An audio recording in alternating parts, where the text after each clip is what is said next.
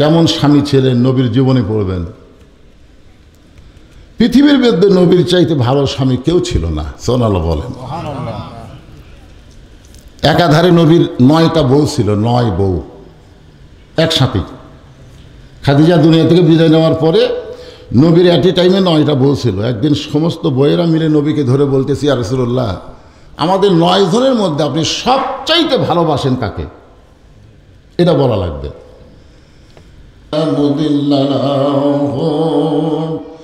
ومن يضلله فلا هادي له সকলে জবান খুলে বলেন আশহাদু আল্লা ইলাহা ইল্লাল্লাহু ওয়াহদাহু লা শারীকা লাহু ওয়া আশহাদু আন্না মুহাম্মাদান আবদুহু ওয়া রাসূলুহু আল্লাযী আরসালা রাসূলাহু বিল হাক্কি বাশীরাও ওয়া নাযীরা ওয়া দাঈয়ান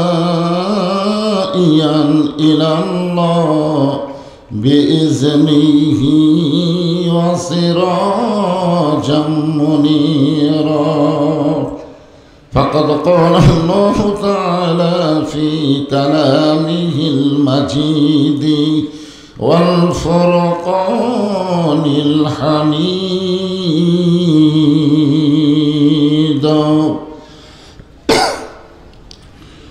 জবান খুলে সকলে পড়েন আউযু বিল্লাহি মিনাশ শাইতানির রাজীম বিসমিল্লাহির রহমানির রহিম রব্বানা আতিনা ফিদ দুনিয়া হাসানাতাও ওয়া ফিল আখিরাতি হাসানা وقنا عذاب النار إن الله وملائكته يصلون على النبي يا أيها الذين آمنوا صلوا عليه وسلموا تسليما اللهم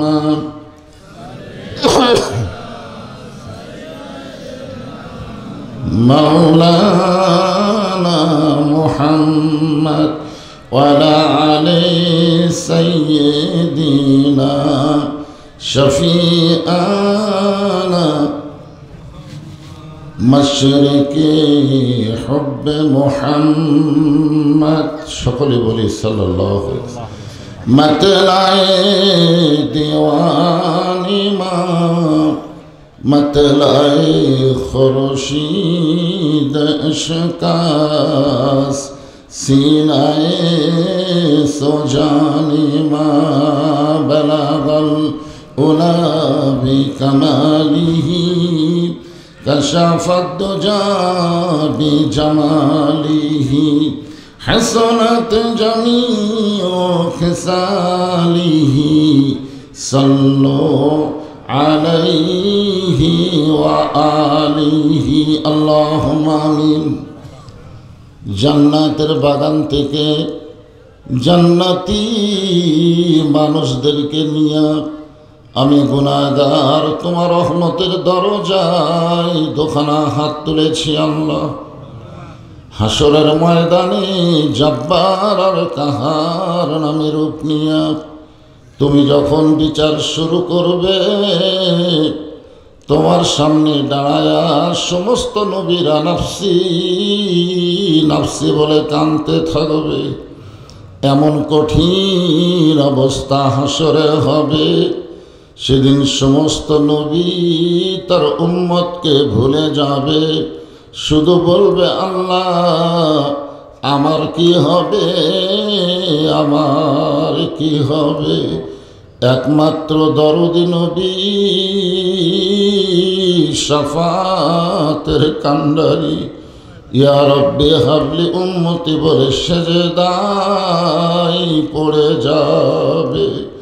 সেই কঠিন মুসিবতের সময় আজকের এই মাহফিলকে ওসিলা করে আমাদের সবাইকে রাসূলের উম্মতের কাতারে আল্লাহ কবুল করে নিও। সুবহান রাব্বিকা রব্বিল ইজ্জাতি আম্মা ইয়াসিফুন ওয়া সালামুন আলাল মুরসালিন আলহামদুলিল্লাহি রাব্বিল আলামিন। লা ইলাহা ইল্লাল্লাহ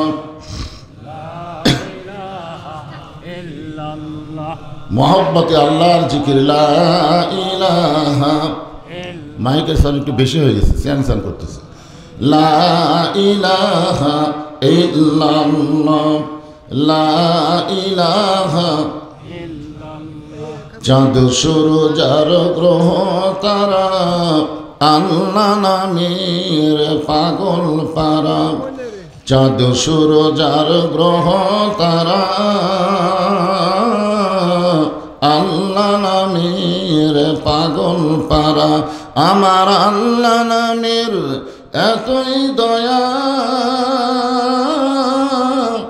আল্লাহ নামের এতই মায়া, লুকিয়ে রাখছেন হে আল্লাহ জোরে। লা ইলাহা ইল্লাল্লাহ, লা ইলাহা, লা ইলাহা। আল্লাহ রাসূল বলেছেন, কোনো ব্যক্তি যদি সারা জীবন পাপ করে কিন্তু মৃত্যুর সময় যে কলেমার জিকির করতেছেন, এই কলেমা যদি উচ্চারণ করে মারা যায়, শুধুমাত্র জবানে কলেমা জারি রাখার কারণে আল্লাহ তার জীবনের সমস্ত গুনাহ মাফ করে দেয়। সুবহানাল্লাহ। নামাজ বলেন, হজ বলেন, যাকাত বলেন, রোজা বলেন, সবচাইতে উত্তম হলো এই কলেমার জিকির। এই জিকির করতে আমাদের কোনো আপত্তি আছে? তাহলে সকলেই জবান খোলে লা ইলাহা ইল্লাল্লাহ, লা ইলাহা ইল্লাল্লাহ, লা ইলাহা।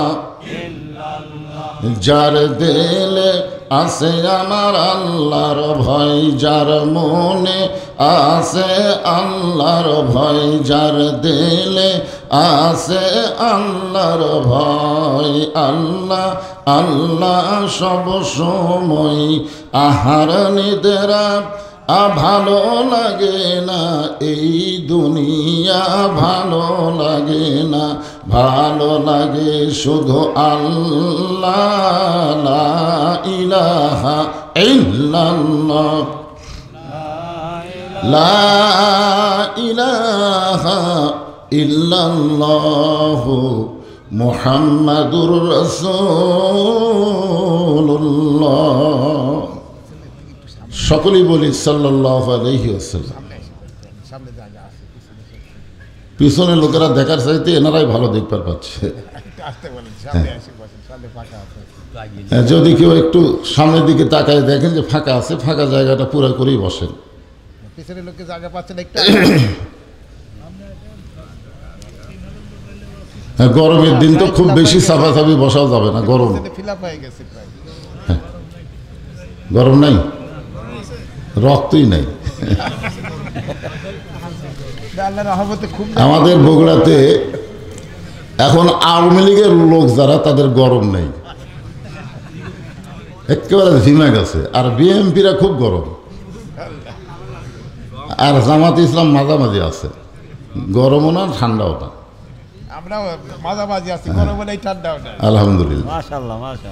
সে কোরআন হাদিসের আলোচনা শুনতেছেন সম্মানিত মা বোনেরা, পর্দার অন্তরালে বসে বসে আলোচনা শুনতেছেন, সকলকেই অন্তরের অন্তঃস্থল থেকে আমি শুভেচ্ছা জ্ঞাপন করছি।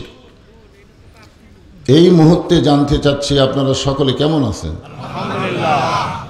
আপনাদের সোনাবাজুতে আমি আগে লাগাতারে আসতাম, কিন্তু মাঝখানে অনেক বছর আসা হয় নাই। অনেক বছর পরে এসে একটু মনটাও জানতে চাচ্ছে কেমন আছেন। আলহামদুলিল্লাহ রব্বিল আলামিন।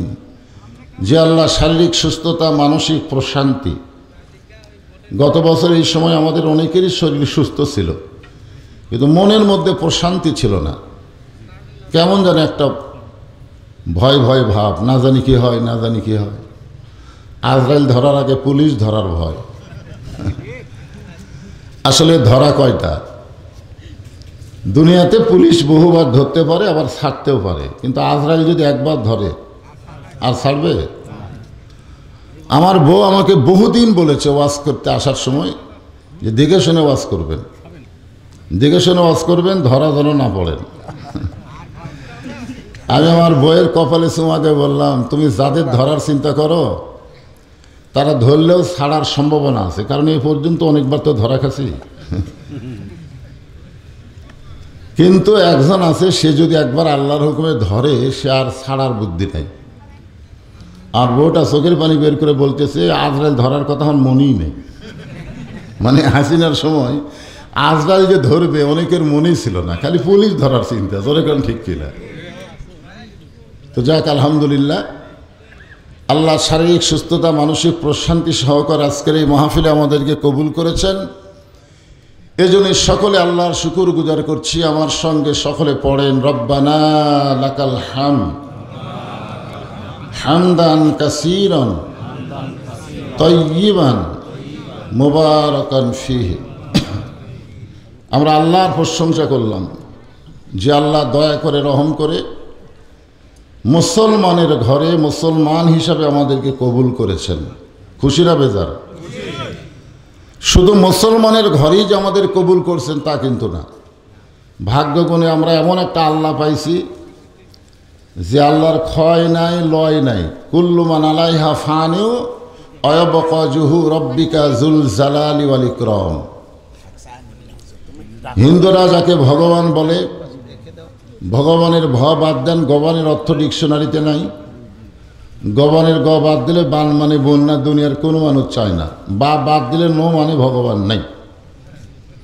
আর আমরা যাকে আল্লাহ বিশ্বাস করি, আল্লাহু লা ইলাহা ইল্লা হুয়াল হাইয়ুল কাইয়ুম। আপনার যদি মন চায় একটা আলিফ বাদ দেন, লিল্লাহি মা ফিস সামাওয়াতি ওয়াল আরদ। আবার যদি মন চায় আর একটা লাম বাদ দেন, লাহুল মুলকু ওয়া লাহুল হামদ। মন যদি চায় আবার একটা লাম বাদ দেন, হুয়াল্লাহুল্লাযী লা ইলাহা ইল্লাহু। কি বুঝলেন? সব বাদ দিলেও আল্লাহ বাদ পড়ে না। আমাদের আল্লাহ সদা বিরাজমান। জোরে বলেন ঠিক কিনা? আল্লাহু লা ইলাহা ইল্লা হুয়াল হাইয়ুল কাইয়ুম। তো আল্লাহ তো মাশাআল্লাহটা পাইছি, কিন্তু আল্লাহ আমাদেরকে এমন একটা নবী দিলেন, যেই নবী বলেছেন আমার কোনো উম্মত জান্নাত না পাওয়া পর্যন্ত আমি রাসূল জান্নাতে প্রবেশ করব না। কত বড় কথা! রাসূল বলেছেন তোমরা শুধু ঈমান নিয়ে কবরে আসো। ঈমান, যত পাপ করো সমস্যা নেই, পাপ যতই করো সমস্যা নেই, কিন্তু খালি ঈমান নিয়ে যদি মরবার পারো, আমি রাসূল ওয়াদা দিলাম তোমাকে বেহেশতে না ঢুকাইয়া আমি নবী বেহেশতে ঢুকবো না। এই জন্য একটা গায়ক একটা গানও গাইছে, আমাদের কোনো টেনশন নাই। আছেন আমার মুক্তার, আছেন আমার ব্যারিস্টার, শেষ বিচারের হাইকোর্টেতে তিনি আমায় করবেন পার। আমি পাপী, তিনি জামিনদার। এই তিনি হচ্ছেন আমাদের নবী। যেরকম সুবহানাল্লাহ। আল্লাহ যখন হাকিম হয়ে আমাদেরকে আসামি বানায় বিচার শুরু করবেন, ওই সময় আমাদের নবী উকিল হয়ে, ব্যারিস্টার হয়ে আল্লাহর কাছে আমাদের ব্যাপারে ওকালতি করে আমাদেরকে সুপারিশ করে জান্নাতে পৌঁছায় দিবেন। এমন একজন নবীর উম্মত হওয়াতে আপনারা খুশি না বেজার? তাহলে আর একবার বলে আলহামদুলিল্লাহ। যে কোরআন থেকে এতক্ষণ আলোচনা শুনলেন আমার ছোট ভাই মাওলানা জিল্লুর রহমান, অত্যন্ত সুন্দর আলোচনা করেছেন আল্লাহর কোরআনকে সামনে নিয়ে। আমি সেই কোরআনের একটা দোয়া, আমরা দোয়া করি না, রব্বানা আতিনা ফিদ দুনিয়া হাসানা, আমি সেই দোয়াটাকে সামনে নিয়ে আজকে ওয়াজ করব। কারণ ওয়াজ শেষ, এখন দোয়া। এখন কি দোয়া? আপনারা দোয়া করেন না? রব্বানা পড়েন, রব্বানা আতিনা ফিদ দুনিয়া হাসানাতাও অফিল আখিরাতি হাসানা ওয়াকিনা আযাবান্নার। আমাদের এলাকার এক মসজিদের ইমামকে, খুব গরিব মানুষ ইমামতি করে খায়, ইমামতি করা ছাড়া আর বুদ্ধিও নেই। তাকে আওয়ামী লীগের নেতা একেবারে হুমকি দিয়ে বলেছে আমাদের প্রধানমন্ত্রীর নামে দোয়া করা লাগবে। চিন্তায় পড়ে গেছে, কি দোয়া করি? তো দোয়ার মধ্যে বলেছে রব্বানা আতিনা ফিদ দুনিয়া হাসিনা। এ হাসানার জায়গায় হাসিনা করছে।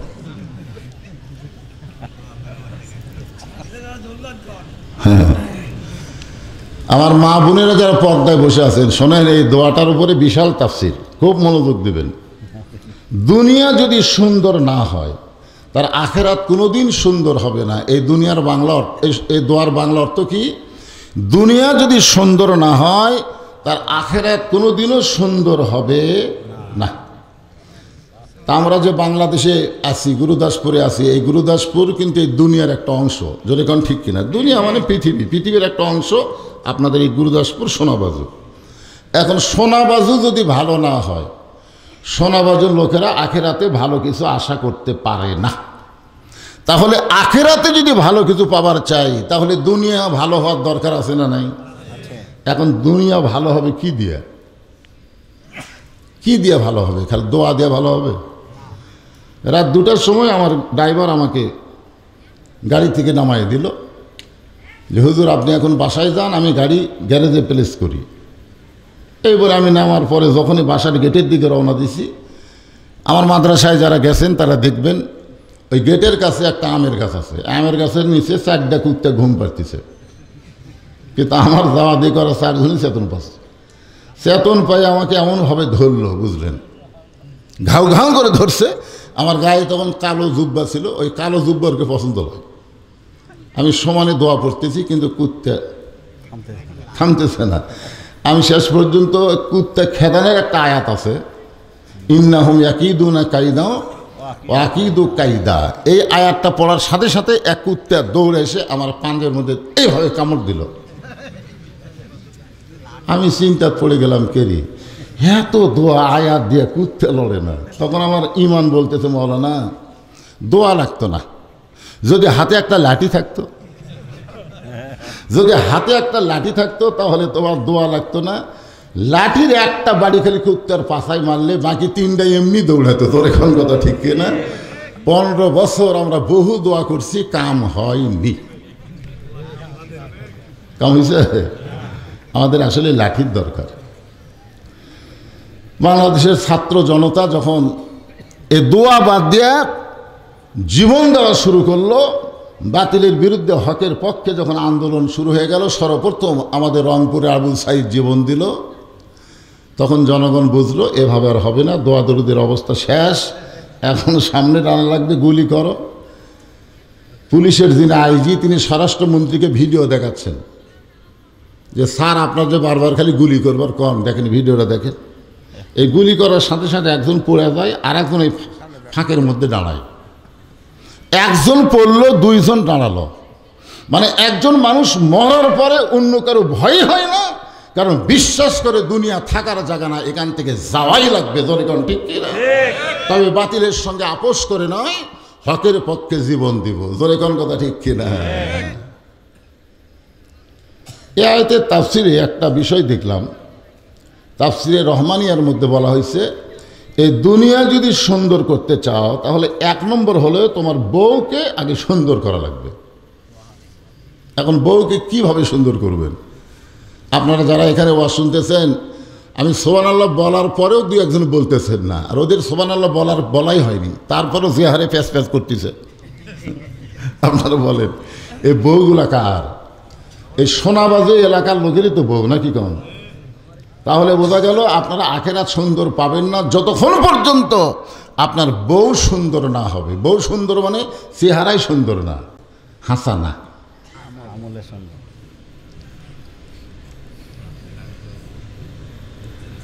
গভীর রাত্রে খাদিজাতুল কুবরা, কারণ এতক্ষণ মেয়ে মানুষের ওয়াজ হয়নি তো, আমি দোয়া দিয়ে মেয়ে মানুষের ওয়াজ, কারণ মেয়ে মানুষ ভালো মানে জগৎ ভালো। একটা খ্রিস্টান নেপোলিয়ন বলেছে, ভালো একটা সন্তান যদি চাও তাহলে ভালো একটা মায়ের দরকার। ভালো বাপ দিয়ে কোনোদিন ভালো সন্তান হয় না, যার প্রমাণ হলো ইয়াকুব নবী।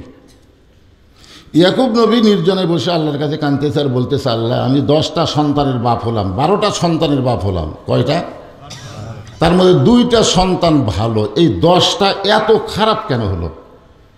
আমি নবী হয়ে জন্ম দিলাম। নবী মানে কি? কুল্লু নাবিয়ুন মাসুমাইন, প্রত্যেকটা নবীরা হলো বেগুনাহ, যাদের কোনো পাপই নেই। জোরে কারণ সুবহানাল্লাহ। তাহলে আমি নবী হয়ে জন্ম দিলাম, আমার 10 সন্তান এত খারাপ, আর এই বুনিয়ামিন ইউসুফ এত ভালো, কারণ কি? তখন আল্লাহ বলতেছি, ইয়াকুব তোমার বউ কয়টা? আল্লাহ আমার বউ তো 2 বউ আর 1 বউ। আপনারা এখানে যারা বসে আছেন অধিকাংশ আপনাদের কয় বউ? 1 বউ। আমার 1 বউ। যাদের ঘরে 1 বউ আছে সেই বউ ঝগড়া করে স্বামীর সাথে, আর যার 2 বউ আছে এই 2 বউ ওরাই ঝগড়া করে, স্বামীর সাথে ঝগড়া করার টাইম নেই। এই জন্যে কোরআনে আল্লাহ তাআলা 2 দিয়ে শুরু করছেন। যেখানে বিয়ের আয়াত আছে সেখানে আপনারা দেখবেন প্রথমে আল্লাহ বলতেন মাসনা, মানে 2টা বিয়ে করো। 1 বউ যদি রাগ করে আর 1 বউয়ের দিকে যাও, উনি দৌড়ে যায়, পাও ধরে বলবি দরকার নেই, আমি ভালো হয়ে গেছি। তারপর আল্লাহ বলেছেন সোলাসা, 3টা বিয়ে করো। তারপরে বলছে রোবা, যদি পারো 4টা বিয়ে করো, যদি না পারো তাহলে একটা লিয়েই থাকো। তো আসলে আমরা একটার মধ্যে আছি, আলহামদুলিল্লাহ। তো আলহামদুলিল্লাহ। যতদিন মা খাদিজা জীবিত ছিলেন ততদিন রাসূল দ্বিতীয় কোনো বিয়ে করেননি। তার মানে বোঝা গেল খাদিজার মতন বউ যদি থাকে তাহলে 2 নম্বর বউয়ের দরকার নাই, একটা হলেই যথেষ্ট। জোরে কম কথা ঠিক কিনা? হ্যাঁ, আপনার বলেন তো, রাসূলের জীবনে আপনার পড়ছেন যতদিন উম্মাহাতুল মুমিনিন মা খাদিজা জীবিত ছিলেন ততদিন রাসূল দ্বিতীয় কোনো বিয়ে করেননি। এখন এই পর্দার অন্তরাল যারা বসে আছে, মায়েরা মনোযোগ দিয়ে শোনেন, যদি এরপরও প্যাচ করেন বিয়ে করার কিন্তু আজকে হুকুম দিয়ে দেবো। হ্যাঁ, গভীর রাত্রে খাদিজাতুল কুবরা আল্লাহর নবীর হাতটা ধরে সে হাতটা বুকের মধ্যে নিয়ে ফোঁপায় ফোঁপায় কাঁদতেছেন। রাসূল বলে, খাদিজা কান্দার কারণ কি? খাদিজা বলতেছে, হুজুর যে কোনো সময় আমার মৃত্যু হবে, যে কোনো সময় আমার মৃত্যু হবে। তাহলে দুনিয়াতে আমার জন্য কোনো খবর আছে যেই খবর শুনে আমি খুশি হয়ে মরতে পারি? এইরকম কোনো খবর কি আপনার কাছে আছে? আল্লাহ রাসূল বলেন, খাদিজা এই দুনিয়াতে 10 জন পুরুষকে আল্লাহ জান্নাতের সার্টিফিকেট দান করেছে। খাদিজা শুনবার চাচ্ছে তার নিজের কথা। এই ভাই এত ঘোরাঘুরি করলে হবে না তো, আমি একসময় আদায় কর্ম নেই, অসুবিধা নেই। হ্যাঁ, ওর বসার টাইম আছে।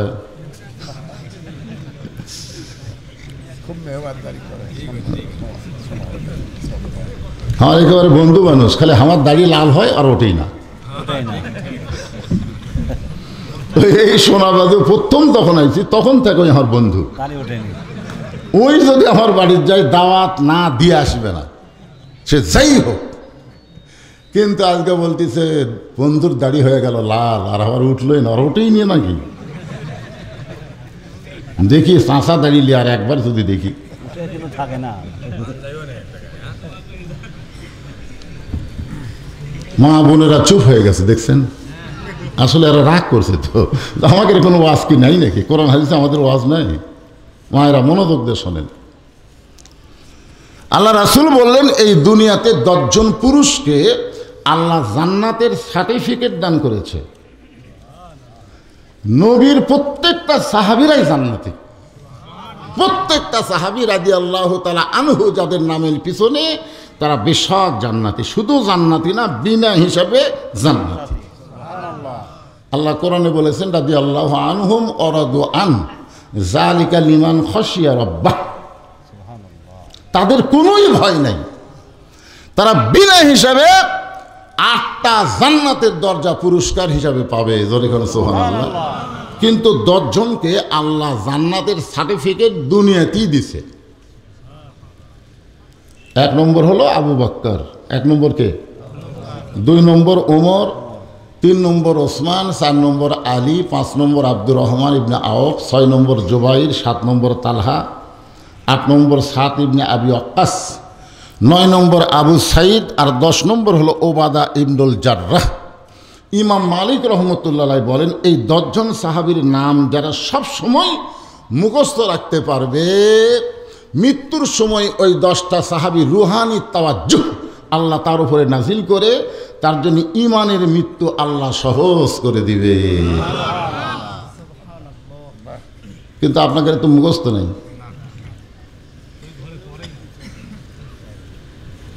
আপনারা কি মনে করতেছেন তুইয়া মুইয়া? যাদেরকে আল্লাহ দুনিয়াতেই জান্নাতের সার্টিফিকেট দিল তাদের নামগুলো আপনারা মুখস্থ করবেন। রাজি আছেন ইনশাআল্লাহ? হ্যাঁ, মুখস্থ করবেন।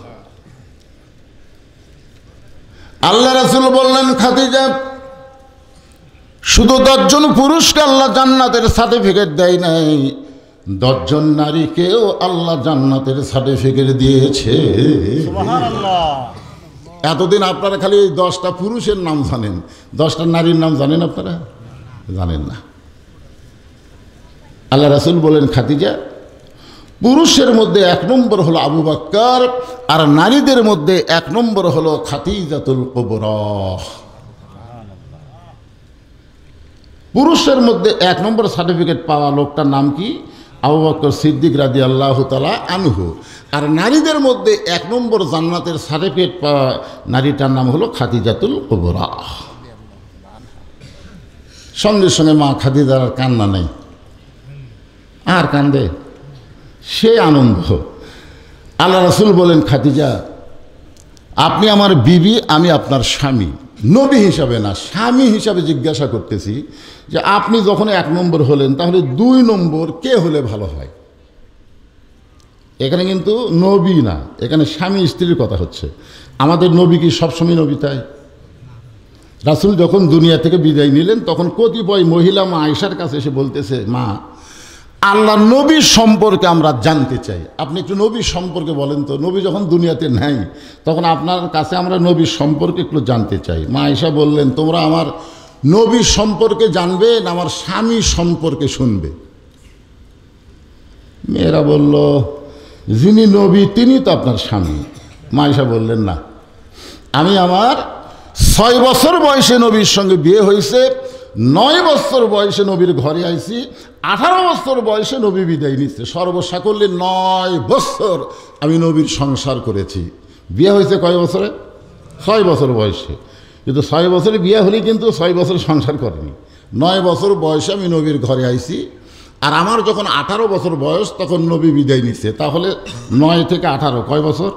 9 বছর আমি নবীর সঙ্গে সংসার করেছি। এই 9 বছর সংসারের জীবনে আমি মাত্র 3 বার নবীকে দেখছি।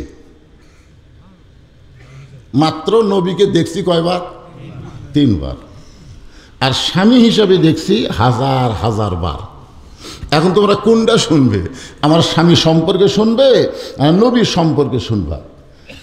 তখন মেয়েরা বলতেছে, আমরা নবী সম্পর্কে আগে শুনতে চাই। তাহলে বোঝা গেল আমাদের নবী শুধু নবী ছিলেন না, আমাদের নবী একজন স্বামী ছিলেন। আমাদের মতন ভুয়া না, আসল স্বামী। আমরা তো ভুয়া মার্কা স্বামী। আমাদের এলাকার এক মুয়াজ্জিন সাহেব এই রমজান মাসে ডাকে, মাইকে ডাকে, মা বোনেরা, ও মা বোনেরা, সেহরের টাইম হয়ে গেছে, জাগো জাগো। আমি ঘর থেকে রাগ করে বের হয়ে মুয়াজ্জিন গেল, এই খালি মা বোনক ডাকিস কে? আজ থেকে ডাকবো, ও বাপ ভাইরা উঠেন, সেহরি পাক করেন। হুজুর, একদিন খালি বাপ ভাইয়ের ডাকলে আমার ডাকা বন্ধ করে দিবে। মা আয়েশা বলেছেন, রমজান মাস আসলে আমরা এত খুশি হই যে সেহরির জন্য আমাদের কোনো টেনশনই করা লাগে না। আমাদের নবী সেহরির সময় আমাদেরকে ডাক দিয়ে খাওয়ান। জোরে কেন সুবহানাল্লাহ। তাহলে তিনি কেমন স্বামী ছিলেন? সেহরির সময় তার বিবিদেরকে ডাইকা তিনি সেহরি খাওয়াতেন। আর আমরা কেমন নবীর উম্মত হলাম? আমাকে ডাক দিলে আমরা গরম হই। জোরে কোন কথা ঠিক কিনা? 2-1টা মরদ তো রোজা থাকবি না। এই সেহরির কথা, আরো টাইম আছে, আরো এখনই। বউ ডাকতেছে সব পাকশিক করে, তারপরে বেটা চেতন হবার চায় না। আল্লাহ রাসূল 9 জনের মুখের দিকে তাকে আছে। আয়েশা খালি বুঝতেছেন না।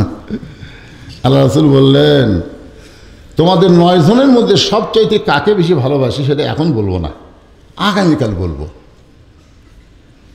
সব বিবিরা চলে গেল। পরদিন যখন সকাল হওয়ার চিন্তা করতেছে রাসূল যে সকাল হলেই তো আমাকে আবার ধরবি।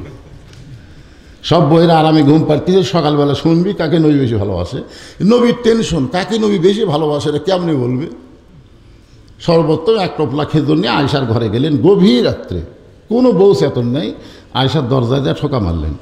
আয়েশা ঘুম থেকে উঠে বলতেছে, আমি জানি আমাকে সবচাইতে বেশি ভালোবাসেন, এটা সবার সামনে বলতে পারেননি, গভীর রাত্রে আইছেন।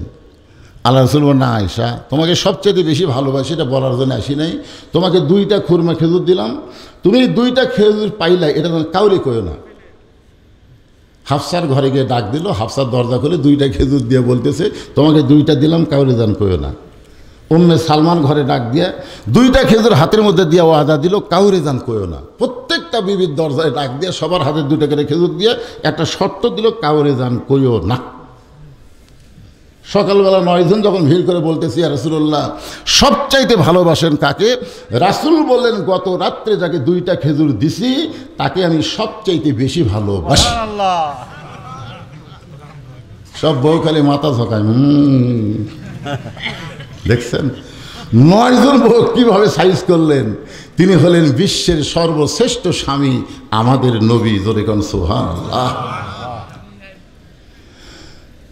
আল্লাহ রাসূল বললেন, খাদিজা আমি হলাম স্বামী, আপনি হলেন বিবি। আপনার কাছে জানতে চাই, আপনি জান্নাতের 1 নম্বর হলে জান্নাতের 2 নম্বর কে হলে ভালো হয়? যেরকম জান্নাতের 2 নম্বর হলো ওমর, 3 নম্বর ওসমান, 4 নম্বর আলী। মেয়েদের 1 নম্বর খাদিজা, তাহলে 2 নম্বর কে হলে ভালো হয়?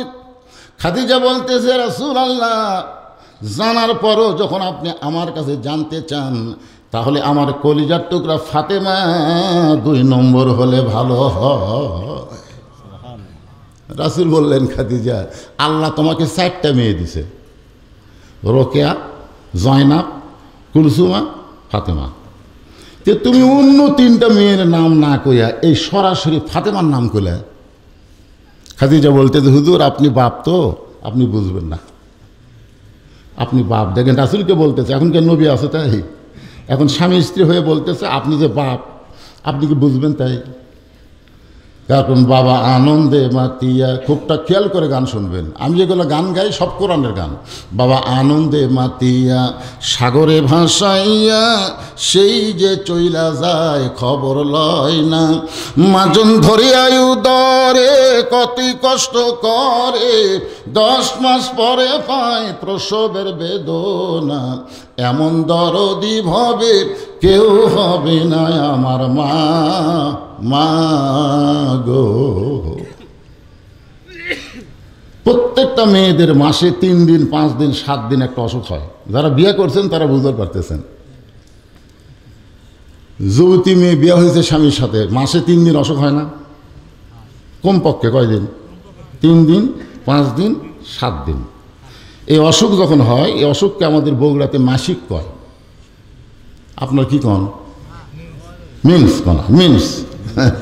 যাই হোক, এই অসুখ যখন হয় তখন মেয়েরা কিন্তু নামাজ পড়া যাবে, নামাজ পড়া যাবে না, রোজা। আচ্ছা আপনারা বলেন তো, নামাজ কি এই মাসিক অবস্থায় যেগুলো নামাজ চলে গেল এগুলো কি কাজা করা লাগবে? কিন্তু রোজা কেন করা লাগবে কোন তো? না না, কেন রোজা কাজা করা লাগবে সেটা কোন? আপনারা বলেন তো, রোজার দাম বেশি না নামাজের দাম বেশি? মানে সারা জীবন রোজা থাকলে যে সওয়াব হবে, 1 ওয়াক্ত নামাজ বাদ দিলে তার চাইতে বড় গুনাহ হবে। কারণ কেউ যদি রোজা না থাকে তাকে কাফের বলা যাবে না, কেউ যদি হজ না করে তাকে কাফের বলা যাবে না, কেউ যদি যাকাত না দেয় তাকে কাফের বলা যাবে না। কিন্তু কেউ যদি মান তারাকা সালাত মুতাম্মিদান ফাকাত কাফারা, 1 ওয়াক্ত নামাজ যদি বাদ যায় সে অবশ্যই কাফের হয়ে যায়। আমি আমাদের এলাকার বহু লোককে দেখছি, কই রোজা আছে আলহামদুলিল্লাহ, হুজুর রোজা থাকতে আমার কোনো সমস্যা নেই। আচ্ছা ঠিক আছে, আলহামদুলিল্লাহ ঠিক আছে। নামাজ, এই নামাজটাই ঠিক মতো হয় না হুজুর, নামাজটাই ঠিক মতো হয় না। আপনারা বলেন তো, নামাজ না আদায় করে কেউ যদি রোজা রাখে তার রোজা কি কবুল হবে? এবারে আপনার কি ঘুম ধরছে নাকি? কবুল হবে? একটু হাহা করেন, রোজার মাস চলে গেল। সুবহানাল্লাহ। রজবের চাঁদ ওঠার সঙ্গে সঙ্গে নবী একটা দোয়া পড়তেন, আল্লাহুম্মা বারিক লানা ফি রজব ওয়া শাবান ওয়া বাল্লিগনা রমাদান। ও বাল্লিগনা রমাদান শব্দের অর্থ হলো আল্লাহ আমাকে রমজান পর্যন্ত হায়াত বাড়ায় দাও। সাহাবারা বললেন, ইয়া রাসূলুল্লাহ, রজবের চাঁদ উঠেছে, মাঝখানে শাবান, তারপরে রমজান, এই রমজান পর্যন্ত আপনি বাঁচবেন না? আপনি যে বলতেছেন বাল্লিগ না রমাদান, রমজান পর্যন্ত আমার হায়াত বাড়ায় দাও, রাসূল বললেন কে কখন মরবে এটা আল্লাহর নবীও জানে না। তবে রমজান মাস অত্যন্ত গুরুত্ব বিধায় রাসূল রমজান পর্যন্ত হায়াত আল্লাহর কাছে চেয়ে নিছেন। জোরে কোন কথা ঠিক কিনা কথা বলেন? সেই রমজান মাস আমাদের কাছ থেকে বিদায় নিল, খুব তো খুশি হলেন, ঈদের দিনে আনন্দ মিছিল করলেন। এবার বাংলাদেশে ঈদ এত আনন্দ হলো, ওরে বাবা রে। কি ভাই, আপনাকে এলাকাতে আনন্দ মিছিল হচ্ছে? আগামী বছর রমজান মাস পাবেন তার কোনো গ্যারান্টি আছে? রমজান মাস পাওয়ার পরেও যে নিজের জীবনের গুনাহ খাতা মাফ করে নেবার পারলো না, সে ধ্বংস হয়ে যাক, এ কথা 3 বার আমিন আমিন আমিন। একটা হাদিস আছে না নাই? জোরে কেন আছে না? আরে চিন্তা করে দেখেন, এ উঠে গেল কি নামাজ পড়ে না নাকি? কে ভাই? আচ্ছা ঠিক আছে, আমি দীর্ঘদিন হলো ওয়াজ করতেছি, এই ওয়াজের মধ্যে দেখি এই নামাজের ওয়াজ করলে মানুষ একটু ক্যাসর ম্যাসর করে। আপনারা বলেন তো, এই যে আমার আগে জিল্লুর রহমান ওয়াজ করে গেল, কোরআনের শাসন যখন বাংলাদেশে চালু হবে তখন শাসকের 1 নম্বর দায়িত্ব কি? হ্যাঁ, 1 নম্বর দায়িত্ব হলো আকামুস সালাত, নামাজকে কায়েম করা। নামাজ না থাকলে কোনো ইবাদত আল্লাহর দরবারে কবুল হবে না। জোরে কোন কথা ঠিক? হ্যাঁ, আল্লাহ কোরআনেও বলেছেন ইন্নাস সালাতা তানহানিল ফাহশাই ওয়াল মুনকার। একমাত্র নামাজই পারে মানুষকে যাবতীয় বেহুদা এবং খারাপি কাজ থেকে হেফাজত রাখতে, নামাজই পারে।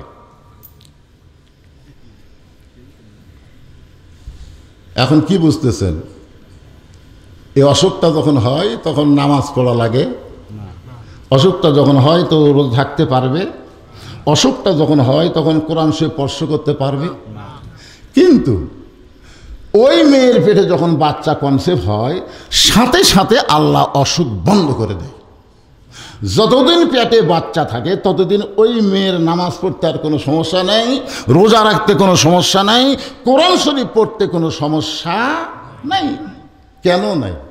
ইমাম গাজ্জালি এর উপরে থিসিস করেছেন, এনাকে বলা হয় হুজ্জাতুল ইসলাম। ইমাম গাজ্জালি ইসলামের দলিল।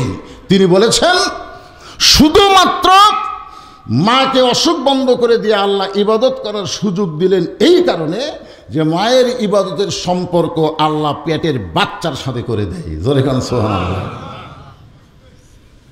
মা যদি নামাজ পড়ে, পেটে বাচ্চা নিয়ে মা রুকু থেকে সেজদাত গেছে, ওই সেজদার কারণে পেটের মধ্যে বাচ্চা একটু একটু কি খাচ্ছে, চাপ খাচ্ছে। ফেরেশতারা বলতেছে আল্লাহ দেখেন আপনার বান্দি সেজদা করতেছে আর পেটের বাচ্চা চাপ খাচ্ছে, কষ্ট হয় না? আল্লাহ বলতেছে ফেরেশতা তোমরা সাক্ষী থাকো, যেই মা পেটে বাচ্চা নিয়ে নামাজ পড়তেছে এ মা শুধু একা নামাজ পড়তেছে না, পেটের বাচ্চাকেও নামাজি বানাইয়া দিচ্ছে। আমার কাছে বলে হুজুর 11 মাস আমার খিদা কম, কিন্তু রমজান মাসে এত খিদা লাগে হুজুর, খাইলেই খিদা লাগে।